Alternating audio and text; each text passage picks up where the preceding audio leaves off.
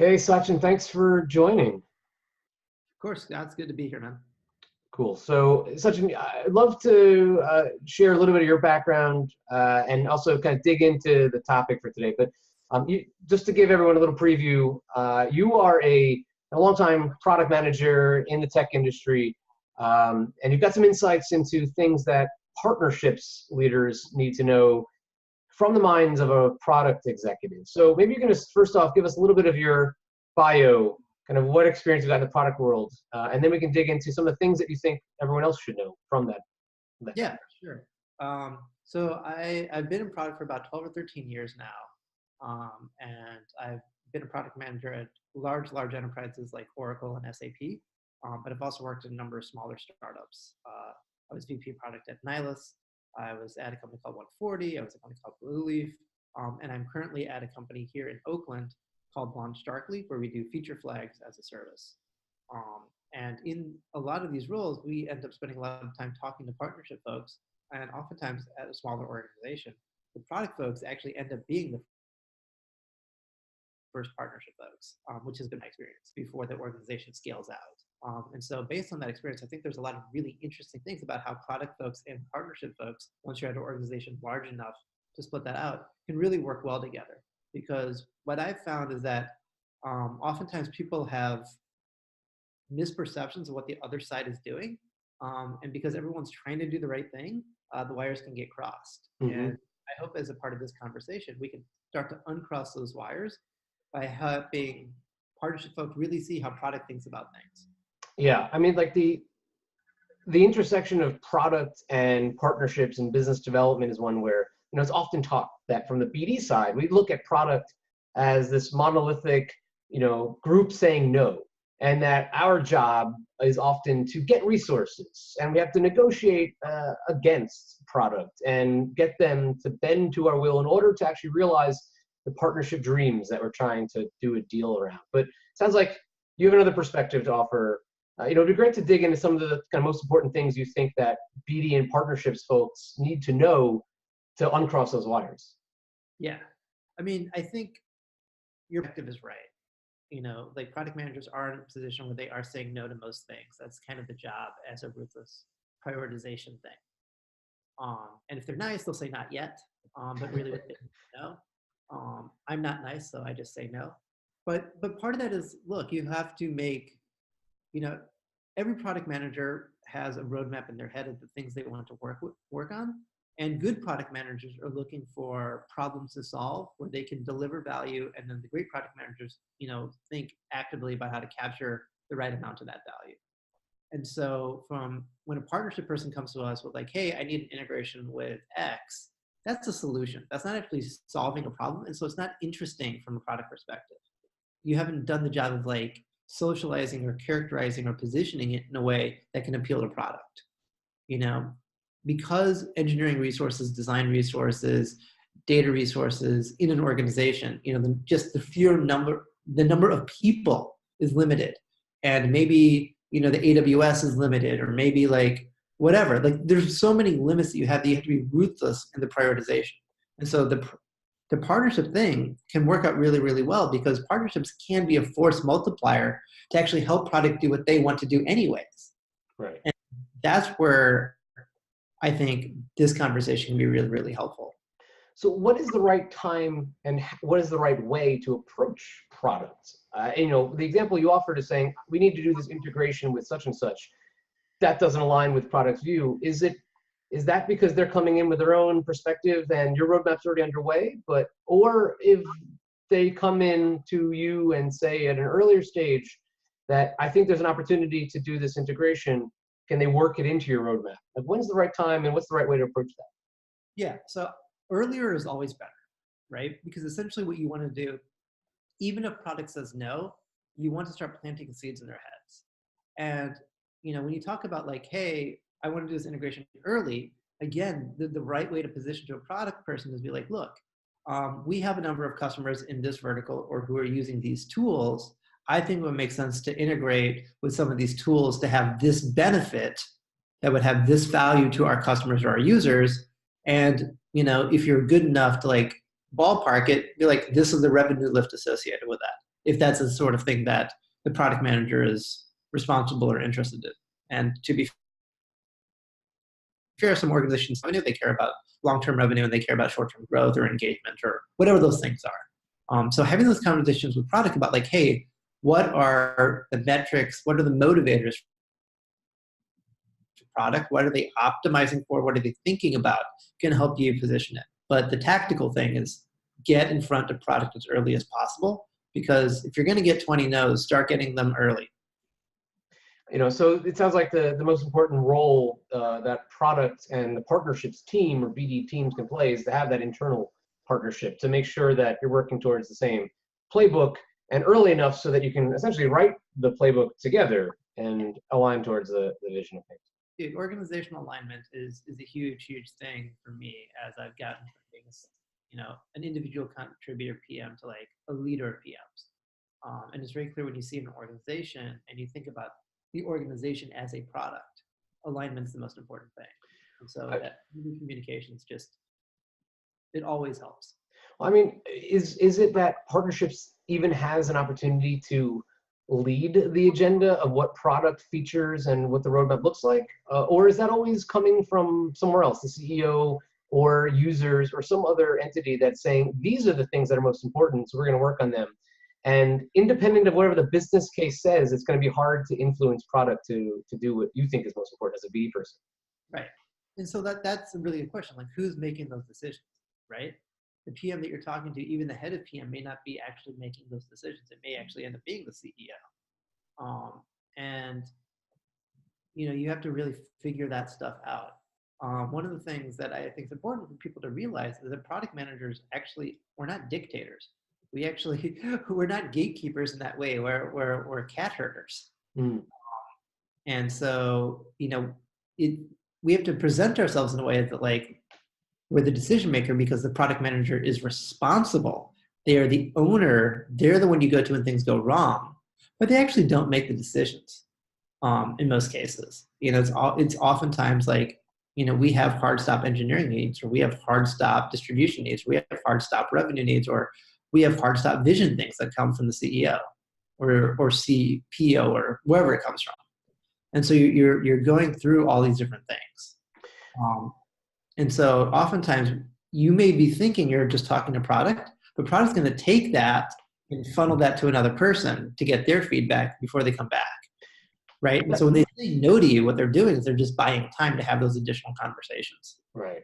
I think that's a hugely important point that is so often overlooked on the partnership side, which is that, I've often described partnerships as a cat herding role as well. And so the fact that partnerships and product are often both trying to herd their respective cats, that means that there should be a certain degree of appreciation for the challenge that goes into that, and not the necessarily adversarial approach that so often is the way we think about it. Yeah, I totally agree with that. Like people and partnerships people are actually two of the most similar folks in an organization, and they should be best friends.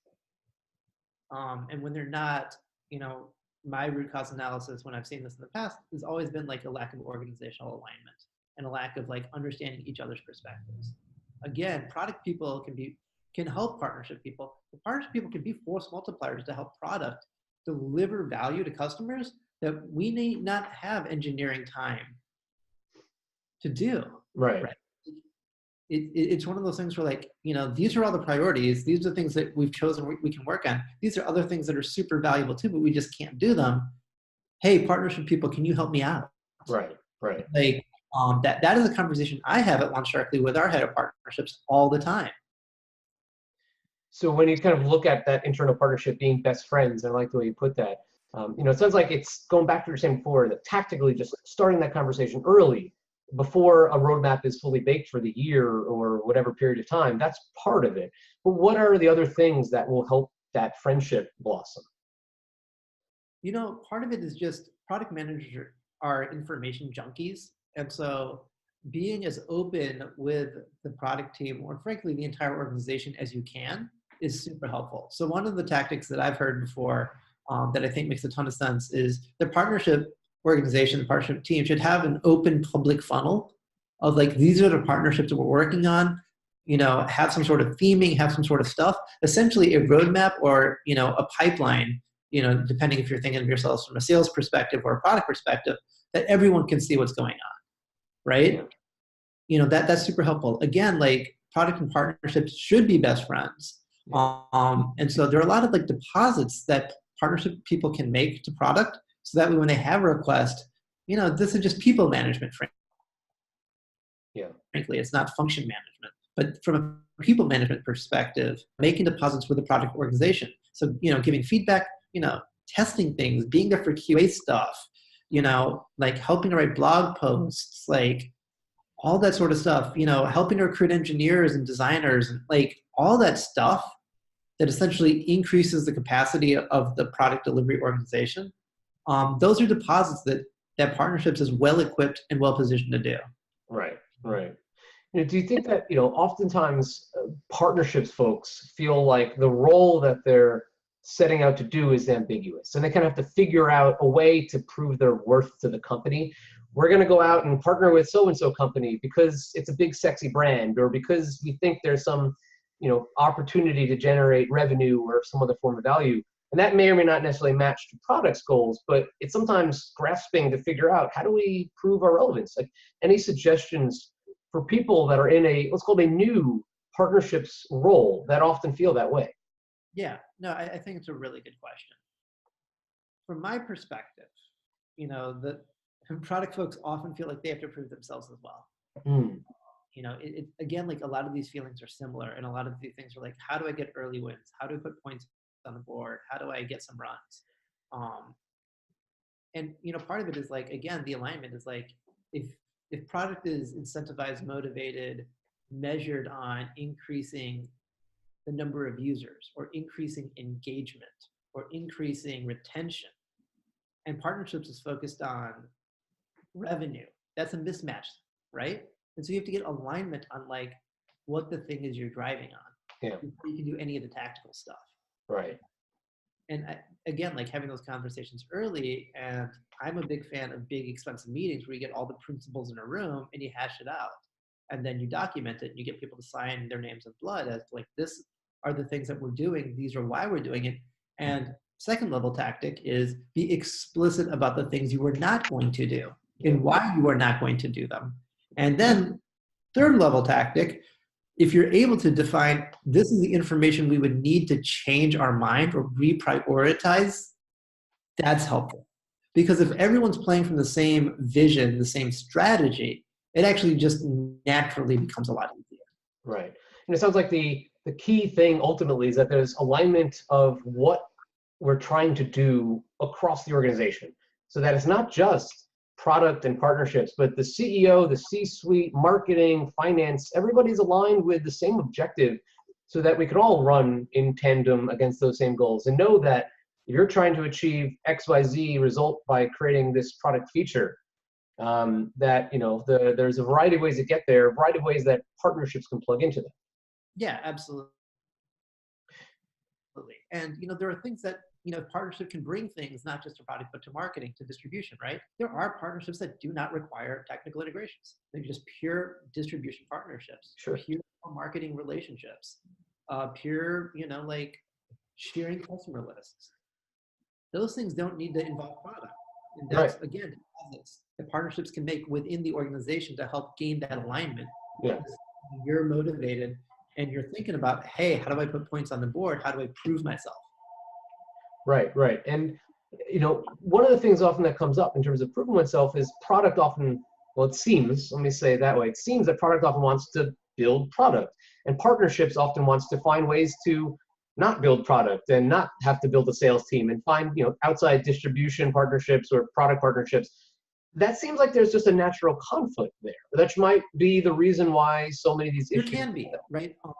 There totally can be. I will say this, and much love to all the PMs out there who I'm about to sell out. But like, look, when you're experiencing that, you're in an organization where you're inside the build trap, where you've essentially turned into a feature factory, and that often happens where you ship something, it didn't move the needle the way you thought you should. You decided that that's an MVP, and you're going to like build more stuff, and you end up next feature fallacy. Those essentially, that is the mark of a poorly run product organization. Yeah.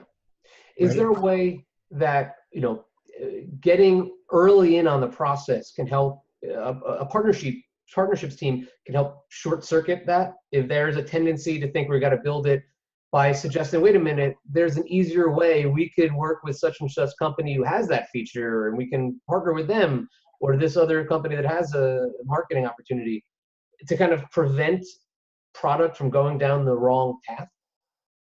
Again, yeah, totally. Good product managers want to find leverage wherever they can, and the partnership organization can provide a lot of leverage. And having those early conversations where you're talking about the problems you want to solve before people have decided on the solution, before you end up in the build trap, before you end up in the next feature fallacy, can be hugely valuable. Yeah. Partnerships can bring a thing to the table where it's like, look, there are all these different things that could deliver value. These things absolutely positively must be done with engineering, design, and data and PM. And these things need a combination. And these things can be done independently. Yeah. And, there are some roadblocks there, some bumpers, right? You need to make sure that the partners that you can get on board align with your strategy, your brand, your customer stuff. Like, if you're an upmarket company, don't be partnering with like crappy CRMs out there. You have to be with Salesforce or with Dynamics or with whoever else, right? Like, you can't just monkey patch things with Zapier all the time. Mm-hmm. Zapier is great, and it makes a ton of sense for a certain class of companies, but it doesn't make sense for all companies. Right. As an officially supported thing. But maybe it does down the road. You have to be intentional about the decisions that you're making. Right. And so I appreciate the need to like want to go prove yourself, do things, and just like build stuff essentially outside of the engineering product delivery organization. But you just have to have those conversations with product up front to make sure that you're aligned in terms of strategy, why you're doing what you're doing, is that the right thing? And again, like, products can be really excited if they're any good to give you suggestions on how to do that. Yeah. Right? Good product managers are trying to find as much value with as little effort as possible. Yeah. And we enjoy having those conversations. And part of that is like solving the right problems and then defining the problems correctly. Right. So for those partnerships folks that are not blessed to work with good PMs, any tips that you could offer to help those teams work together more effectively when there are product teams that are in the build trap, that are thinking just about features and not the broader strategy? Ways that product teams can give a lift and get those folks on the right track. Yeah. So there's two things that come to mind immediately. One, go to them, figure out what they're working on, and figure out from the product folks, they'll have some perspective. These are the things that we can't work on. Right? These are the value opportunities that we've just chosen we can't do right now. And then partners should go and see if they can solve some of that for free, right? Right. That's super, super helpful. And then the second part is like, if you do that a bunch of times, theoretically, if you're, hopefully product will recognize you as a trusted partner to help them deliver value, and it will proactively bring you in. You're in a situation where like, if you recognize you're in a build trap, and the PM doesn't, or the engineering organization doesn't, or the CEO doesn't even, that can be hard, trying to get alignment, trying to figure that out. And I think a lot of that just comes down to, product folks do have good EQ to kind of like position, socialize some of those things. Yeah. Why are we working on this? Are we sure that's the right thing? I'm just a dumb partnerships person, but like, it's an irritating, but it's surprisingly still useful way of like bringing in the beginner's mind. Yeah. Positioning yourself as having the beginner's mind to other folks who are more expert or more knowledgeable. Yeah. Sachin, this is awesome. I'm going to cut us off because I feel like this is a conversation that is just beginning. And rather than leave it to you and I to continue to suss out ways that product and partnership can be best friends, this is a conversation that I know we'll continue with the rest of the Firneo BD community. So I appreciate you kicking off this conversation about how product and partnerships can be best friends. And looking forward to continuing that conversation in the coming weeks. So thanks again. Yeah, absolutely. It's good to be here. Good to catch up. All right. Thanks, Sachin. Thanks, Scott.